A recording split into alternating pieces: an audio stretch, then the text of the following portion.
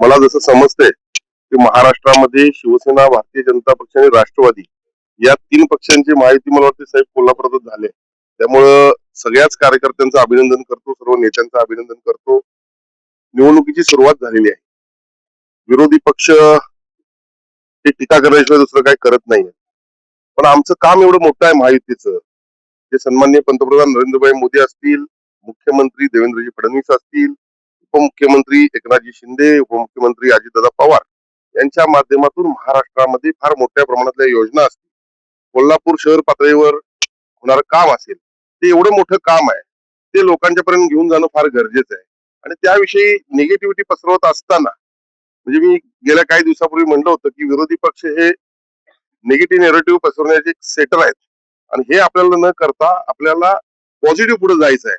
हे प्रामुख्याने आजच्या या कार्यशाळेतला उद्देश असेल आणि त्याचबरोबर सोशल मीडियाच्या माध्यमातून असेल आणि एकंदरीतच नियोजनबद्ध निवडणूक लढवावी ती कशी असावी. काही नवखे उमेदवार देखील या ठिकाणी आहेत आणि यासाठी ही कार्यशाळा या ठिकाणी आयोजित केलेली आहे आणि मला ज्या पद्धतीने या ठिकाणी माहिती अस्तित्वात आलेली आहे त्या पद्धतीने मला खात्री आहे की कोल्हापूर महानगरपालिकेवर या महायुतीचा या ज्येष्ठ नेत्यांच्या नेतृत्वाखाली विजय निश्चित.